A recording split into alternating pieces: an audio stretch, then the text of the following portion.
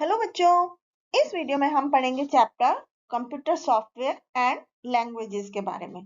तो आइए इस चैप्टर में हम किस किस बारे में पढ़ेंगे। Software, classification of computer software, operating system, system software, language translator, application software, functions of operating system and computer language. तो आइए सबसे पहले पढ़ते हैं सॉफ्टवेयर। सॉफ्टवेयर कंप्यूटर जो है बच्चों, किसी भी चीज को अपने आप से परफॉर्म नहीं कर सकता। किसी भी टास्क को परफॉर्म करने के लिए it must be instructed. A sequence of instructions जो कि किसी लैंग्वेज में लिखी जाती हैं, जिसको कंप्यूटर समझता है, उसको हम कंप्यूटर प्रोग्राम या सॉफ्टवेयर बोलते हैं। तो सॉफ्टवेयर जो है रेफर करता है set of sequential instructions that are required to run और ऑपरेट कंप्यूटर एफिशिएंटली। कुछ सॉफ्टवेयर के एग्जाम्पल हैं जैसे कि operating system, paint, Microsoft Word. अब हम पढ़ेंगे क्लासिफिकेशन ऑफ कंप्यूटर सॉफ्टवेयर। तो कंप्यूटर सॉफ्टवेयर को सिस्टम सॉफ्टवेयर और एप्लीकेशन सॉफ्टवेयर दो हिस्सों में डिवाइड किया गया है। तो सिस्टम सॉफ्टवेयर जो है वो कंट्रोल करता है हार्डवेयर को and it is the backbone of computer system. और application software is a set of instruction जो कि किसी स्पेसिफिक टास्क को परफॉर्म करने के लिए डिजाइन किया जाता है। तो सिस्टम सॉफ्टवेयर जो है is required to control the overall operation of computer system. और इससे कंप्यूटर जो है वो रन करने के लिए, काम करने के लिए एप्लीकेशन सॉफ्टवेयर के साथ तैयार हो जाता है। और ये सॉफ्टवेयर जो है वो कंप्यूटर हार्डवेयर को मैनेज करता है और कंट्रोल करता है। तो कंप्यूटर जो है बिना सिस्टम सॉफ्टवेयर के काम नहीं कर सकता and system software is an operating system. तो अब हम ऑपरेटिंग सिस्टम के बारे में पढ़ते हैं। तो बच्चों, मोस्ट पॉपुलर सिस्टम सॉफ्टवेयर है ऑपरेटिंग सिस्टम, जिससे कि कंप्यूटर हार्डवेयर जो है वो एक दूसरे के साथ कम्युनिकेट करते हैं and makes them to work together. ये it gives a base to run the application software on computer. Computer पर एप्लीकेशन सॉफ्टवेयर को रन करने के लिए बेस प्रोवाइड करता है। जिस तरह से एक बस जो है वो ड्राइवर के बिना नहीं चल सकती, उसी तरह से कंप्यूटर जो है बिना ऑपरेटिंग सिस्टम के नहीं चल सकता। तो हम इसे कंप्यूटर का मैनेजर भी बोल सकते हैं। एमएस विंडो, लिनक्स, यूनिक्स ये फेमस ऑपरेटिंग सिस्टम है। अब हम फंक्शंस ऑफ ऑपरेटिंग सिस्टम पढ़ते हैं। ऑपरेटिंग सिस्टम के कुछ मेन फंक्शंस हैं। सबसे पहले device management, file management, memory management, application management और सिक्योरिटी मैनेजमेंट। अब हम सिस्टम सॉफ्टवेयर लैंग्वेज ट्रांसलेटर के बारे में पढ़ते हैं। तो बच्चों, there may be such similar situation when you will work. जैसे कि एक लैंग्वेज ट्रांसलेटर एक पर्सन है जो कि एक लैंग्वेज जो हम कह रहे हैं उसे समझता है, फ्रेंच है, and help translate in the language that you understand, से इंग्लिश। मतलब कि ट्रांसलेटर, लैंग्वेज ट्रांसलेटर क्या होता है? एक वो व्यक्ति होता है जो कि दूसरे के द्वारा कही हुई बात को हमारे समझने वाली लैंग्वेज में ट्रांसलेट करता है। तो जैसे कि बाइनरी लैंग्वेज या मशीन लैंग्वेज होती है जो 2 डिजिट से बनती है, 0 और 1। तो उसको कोड करना, उसको डिबग करना मशीन लैंग्वेज में थोड़ा डिफिकल्ट होता है। इसलिए हाई लेवल प्रोग्रामिंग लैंग्वेज होती है जो कि इंग्लिश के लैंग्वेज की सिमिलर होती, डेवलप की होती है। ये लैंग्वेजेस होती हैं जैसे सी, सी प्लस प्लस, जावा, जो कि पढ़ने समझने में और कोडिंग में इजी होती हैं। Language translators are programming tools जो कि हाई लेवल प्रोग्रामिंग लैंग्वेज को मशीन कोड में ट्रांसलेट करते हैं and that the central processing unit can understand. The different types of translator programs are, सबसे पहले असेंबलर। तो असेंबलर एक लैंग्वेज ट्रांसलेटर है जो कि लो लेवल लैंग्वेज को, प्रोग्राम को मशीन लैंग्वेज में कन्वर्ट करता है। एंड असेंबली लैंग्वेज जो है वो निमोनिक्स और सीडो कोड या सीडो कोड से बनती है, जैसे कि ऐड ए प्लस ए और बी। दूसरा होता है इंटरप्रेटर। इंटरप्रेटर जो है वो high level language source code को मशीन लैंग्वेज में ट्रांसलेट करता है। और इंटरप्रेटर जो है वो प्रोग्राम को लाइन बाय लाइन ट्रांसलेट करता है। अब हम पढ़ेंगे कंपाइलर। तो कंपाइलर जो है वो इंस्ट्रक्शंस को कंपाइल करता है, जो कि हाई लेवल लैंग्वेज में लिखे होते हैं उनको मशीन लैंग्वेज में कंपाइल करता है। एंड कंपाइलर जो है वो पूरे डाटा को एक ही बार में स्कैन कर सकता है और उसे मशीन लैंग्वेज में कन्वर्ट कर सकता है। अब हम सिस्टम सॉफ्टवेयर या यूटिलिटी सॉफ्टवेयर की बात करते हैं। तो ये प्रोग्राम जो होते हैं कंप्यूटर में यूजर कंप्यूटर मेंटेनेंस टास्क में यूजर को मदद करते हैं। कुछ इसेंशियल यूटिलिटी सॉफ्टवेयर होते हैं जो कि अब हम पढ़ेंगे।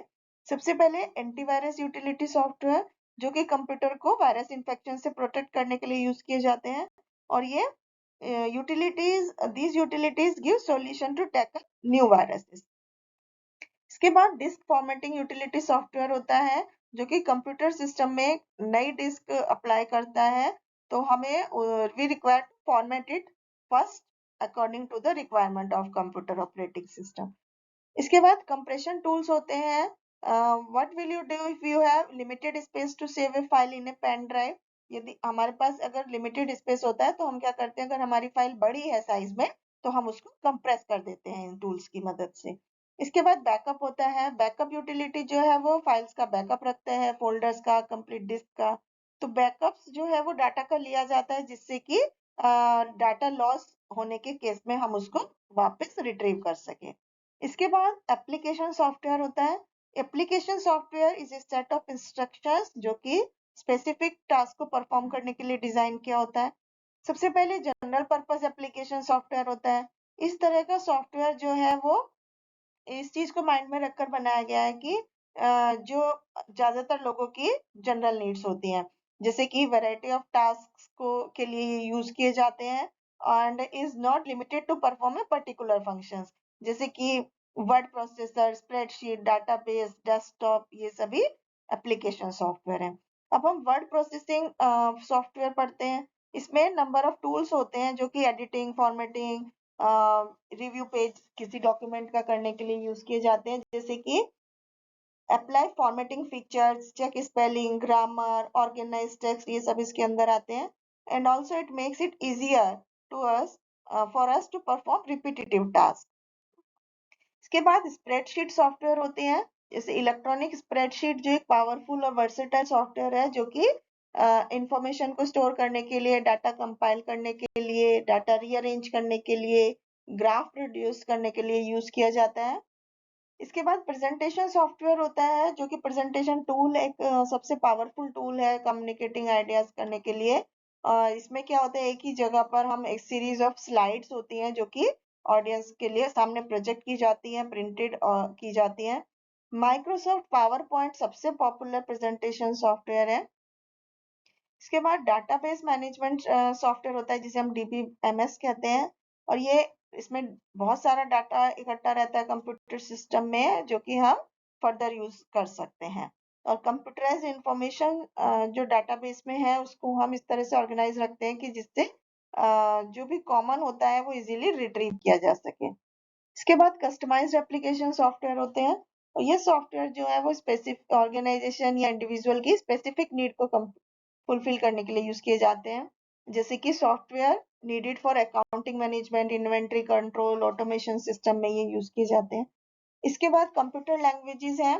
Computer can not understand any command जो हम इंग्लिश लैंग्वेज में देते हैं, किसी दूसरी लैंग्वेज में देते हैं। ये सिर्फ कंप्यूटर लैंग्वेज के इंस्ट्रक्शंस को पढ़ता है। ए प्रोग्राम जनरली एक सेट ऑफ इंस्ट्रक्शन है जो कि कंप्यूटर्स को बताए कि उसे क्या करना है। Process of writing specific instruction in computer language, उसको हम प्रोग्रामिंग बोलते हैं।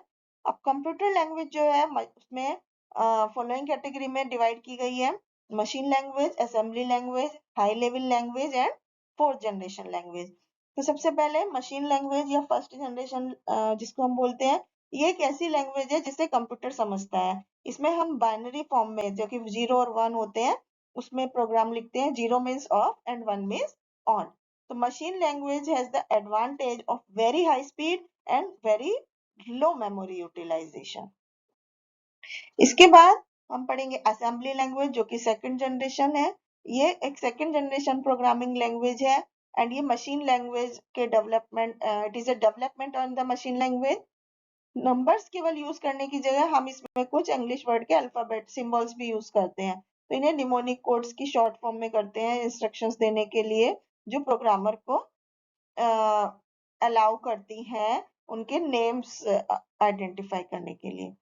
इसके बाद हाई लेवल लैंग्वेज होती है, जिसे कि थर्ड जनरेशन बोलते हैं। ये रिस्ट्रिक्शंस हैं कुछ मशीन लैंग्वेज की, असेंबली और असेंबली लैंग्वेज की, जिससे लोगों को ये डेवलप करनी पड़ी। This is simple and user friendly language and ये लैंग्वेज है दैट इज मशीन इंडिपेंडेंट। तो इन फीचर्स की वजह से ये कंप्यूटर लैंग्वेज को समझना और सीखना बहुत आसान हो गया।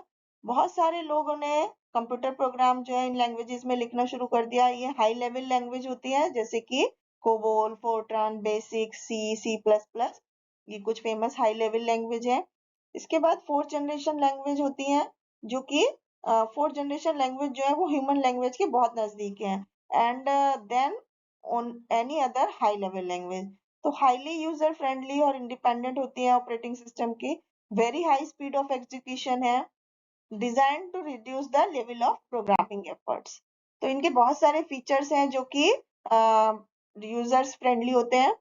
तो लैंग्वेज, मशीन लैंग्वेज जो है वो बाइनरी कोड यूज करती है, असेंबली लैंग्वेज निमोनिक कोड्स या सिंबल्स यूज करती है, high level language English words और मैथमेटिकल ऑपरेटर्स यूज करती है, एंड 4GL जो लैंग्वेज है वो मशीन इंडिपेंडेंट होती है। Thank you.